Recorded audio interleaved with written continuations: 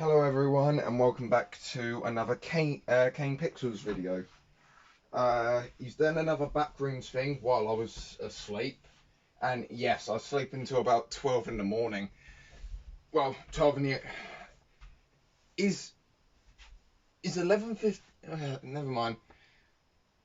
But anyway, I sleep until very late into the day, so... Well, early, late, depending on how you look at it. But yeah, let's go on with this. I did get spammed with like 12 ads, so I didn't record that part. This is Team A. Do you read us? Team, this is Mark. I read you. What is it? We need immediate armed support of room 14C. My team now being held at gunpoint by a hostile. I repeat, please send immediate armed support to room 14C of your vehicle. Oh, yep. For that panel, it should connect. What's that? That was a shotgun.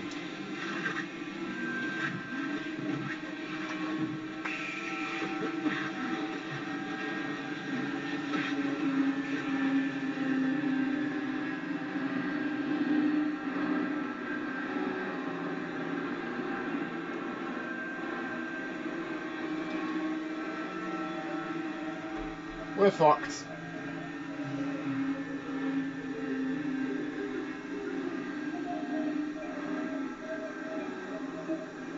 Run, Forrest, run!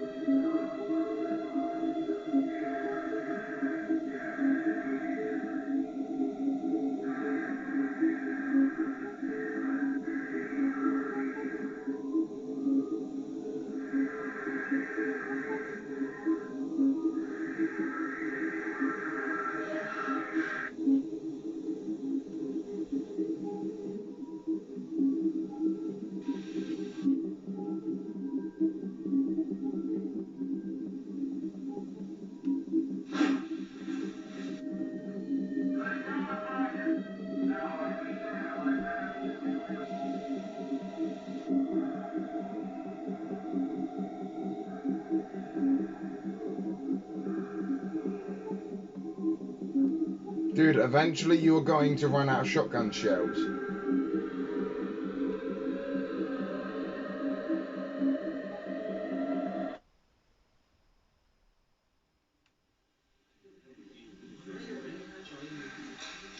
like to thank you all once again for your patience on this. It has been a stressful 15 hours for all of us here, and while he cannot currently be with us, Dr. Beck sends his apologies regarding the numerous inconveniences caused by our decision to keep you here overnight. Now, it appears that the situation has reached a point of some stability. We're still looking into a few things, but I feel that we can now properly address what occurred without running into speculation. What happened last night should not have happened. Yep. Not here, not with us. What occurred was a gross misunderstanding that was the result of some severe information mismanagement. Even now, I believe most of you still have an incomplete idea of what took place last night. Before I fill you in, I need to address the fact that there has been information deliberately withheld from many of you on the project. Now, these choices were not made lightly, and were done for only the best of reasons. However, I want to make it abundantly clear that following the events of last night, it has been proven to us that that method of conducting ourselves was not viable. So, I'm coming to you now to correct this mistake and begin delivering the authentic order of events as we understand them. Some dickhead got sent in the Backrooms. First, a team of 4 researchers was sent into the complex to conduct their routine layout analysis. George Levy, Marvin Lee, Ronald McCarthy, and Peter Tench. At around 12:25 p.m., the group realized that they had lost track of Tench while traversing the previously accessed branch of hallways. As you'll recall, this prompted an immediate withdrawal significant search efforts. However, those ultimately yielded nothing, and as far as any of us were concerned, Tench had simply vanished, leaving no physical trace. Now, for obvious reasons, that wasn't something that we could disclose to the public. So, roughly 2 weeks following his disappearance, our security team was forced to put together a more acceptable cause of death that would keep attention away from this institute and provide closure to the family. So, that is all close to common knowledge, I presume. Not all of you were with us at the time of the incident, however, you're certainly aware of the effects it has had on our internal procedures over the past few months. Regardless, that was where Tench's involvement in this came to an end. Or, at least, that's what we assumed. Because on May 8th, at approximately 5:30 p.m., a motion alert was sent out from the complex, which was closed off at the time. One of our senior engineers was sent down to assess the situation and discovered a male dressed in hazard gear who we were able to identify as Peter Tench. Immediately following this discovery, I got told by somebody in the comments that that was the person that went missing a while ago. I go like, how did he appear? Like, dude disappears.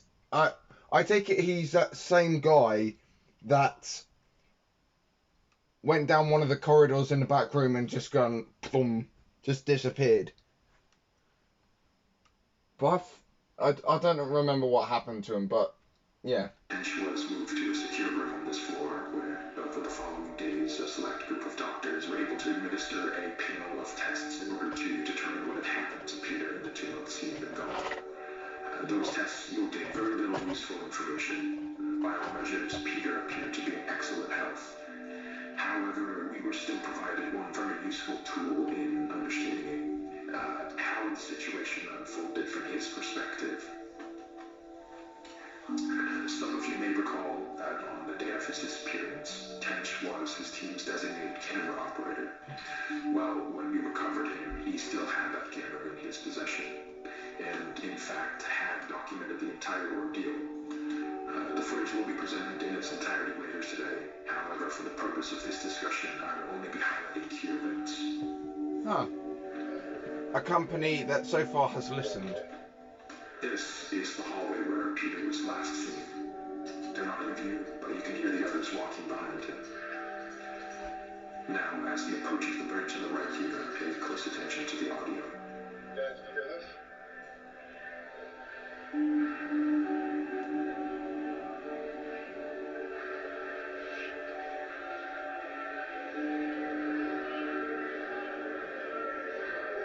Guys, can you hear this? Hey. Now, I'd like to save the discussion for afterwards, but what you just saw is what we believe to be the moment that Peter was instantaneously transported 2 months forward in time. Whoa! In that abrupt flash you just saw, Tench proceeds back out into the hallway in search of his team, but is without any indication of their presence. The next 30 or so minutes of the tape follow fairly panicked Tench as he attempts to navigate his way back to the threshold. He does obviously find his way back. However, the threshold appears not as he knows it, but as it appeared on the date of May 8th. And this ties us back to the moment when we recovered him. Oh! So, to summarize, from his point of view, he had only been inside the complex for several hours. So to him, all of the new developments surrounding the threshold were completely foreign. Luckily, though, as I already mentioned, there were people available to manage the situation as it unfolded. And over the course of the following days, we were able to properly sit down with Peter and work with him to gain a collective understanding of what had happened. However, there was still the very significant fact that Mr. Tench was considered legally deceased as a result of the cover story, and reversing that would be no easy feat. He understood this and was willing to cooperate while we looked for a way to reintegrate him without raising suspicion. Oh. Unfortunately, though, that process ended up taking quite a bit longer than we had anticipated. And all the while, Peter was stuck down here, waiting our game by. We did our best to keep him engaged, but but it is hard to combat the effects of prolonged sensory deprivation on the human brain, and as a result, Peter's mental state took a toll. Not to a degree that was outright concerning at first, but around the end of week 2, we noticed that he was starting to exhibit a number of behaviors common in patients diagnosed with paranoid schizophrenia, though we don't have reason to believe that Mr. Tench was afflicted with that condition. Whatever the case, while he didn't express it outright, from what we could gather, he appeared to have deluded himself into believing that he was still inside some sort of illusion created by the complex, and that we were secretly looking to do him harm. This all came to a head on the night of the 22nd, when, while Tench was finally about to be transferred to a temporary above-ground residence, he broke away from us and, using stolen credentials, forced his way back into the complex, where he would go undiscovered until just last night. Ambushed and violently attacked Team B in room 14C, leaving Dr. Bloom in critical condition. He survived that? Okay, so the shotgunner survived that. Somehow. In very critical condition. That's incredible. Okay, so I will take back everything I said about Dr. Bloom. His ass did wear a bulletproof vest. I was literally about to say that earlier. That motherfucker with the shotgun wouldn't have died if he had a... He did. He just got very fucked up. So Tench was... Oh. We can presume that during the 2 or so days Tench spent in the complex, he let go of the idea that he could somehow escape through an alternate threshold, but still held on to the belief that all of us here were working to trap him in some way, despite our actions saying exactly the opposite. Okay, we haven't missed much. I just paused the recording. I'm also going to delete some of that ad, because nobody wants to see a fucking ad. But yeah. Immediately after firing a single shot from the Remington 870 to Dr. Bloom's side, Tench fled the scene and headed to the threshold outpost, where he would turn the weapon on several more of you, all progressing to standard and through the lower offices. Given the abrupt and chaotic nature of the unfolding situation, it took our security team several moments longer than it ideally should have to figure out what was happening. But thankfully, while Tench was passing through one of the empty labs next to storage, Dr. Maxwell was able to act quickly and managed to disarm him, accidentally discharging the weapon into the ceiling in the process, though. However, Tench still managed to avoid apprehension, fleeing into the maintenance wing and evading our security staff by taking the freight elevator to the surface. Now, this situation could have played out very badly, given the potential number of witnesses around the building at the time. Yeah. But luckily for everyone involved, as far as we can tell, Tench was not noticed as he exited the property. So, Dr. Bloom is in hospital, I take it, barely surviving after getting a shotgun shell discharged into his stomach. And then another scientist disarmed Tench from...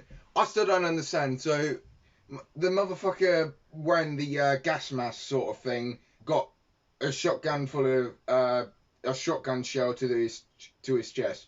Yet another scientist was able to disarm him completely, only wearing a lab coat. I assume that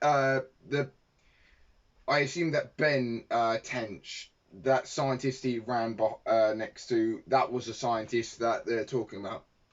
Because there was a part of the clip that we didn't see him holding a shotgun, so... It does have subtitles. I'm not going to do it because YouTube's a dick about it sometimes. Around 5 minutes later, our security team made it to the ground floor and began a thorough sweep in the direction of the hillside where cameras had last observed Tench. Now, there's no easy way to say this other than to just say it. I am terribly sorry to inform you all, but Mr. Tench was found deceased halfway down the hillside. Oh. The result of an extreme blow to the head. It appears that While he was running through some brush, he failed to anticipate a sudden dip in the ground and tragically fell forward into a large rock. Given the circumstances, it was not something any of us could have anticipated or prevented. The tragedy of the entire situation undoubtedly remains, but Dr. Tench, regardless of how troubled he was in his final days, was a brilliant man who gave his all to this project. He would certainly not want us hindering it in his name. What we're doing here is so much bigger than any one person. It is the work of a unified effort, and we need to ensure that is never lost sight of. That we hold on to the pre-established notion that Peter is and has been deceased.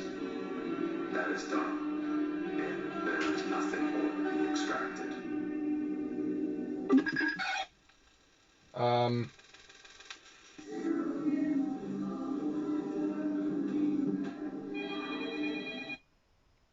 This company better not have just done what every other company does, like say how stuff said how stuff supposedly went down and actually give us an entirely different story.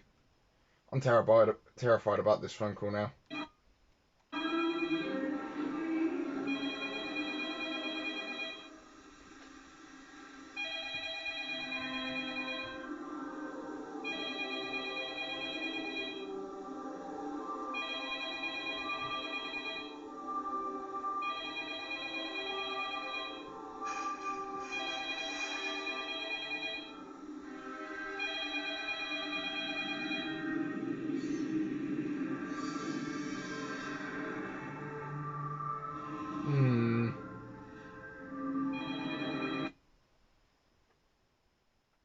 Well, I don't know how to think about that, guys, because it's kind of interesting.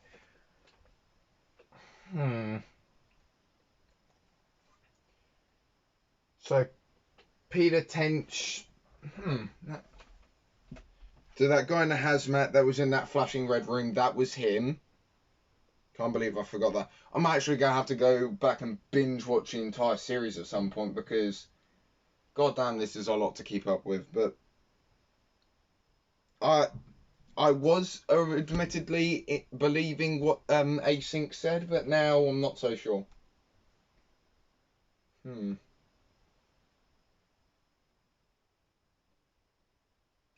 Pixels is really good at story writing. Now I understand why it takes so long, because he has done better writing than the entirety of She-Hulk. Like every minute detail is backed up, and it's basically like chess. He's checkmated every like inconsistent thing, and he's knocked it out of the park. Bravo, Game Pixels, bravo. That is where I'm going to leave it for today, everyone. I hope you did enjoy, because I sure did. I've just had my head blown open again by a shotgun. That was terrible. I apologize. Anyway, I shall see you guys in the next one. Peace the fuck out.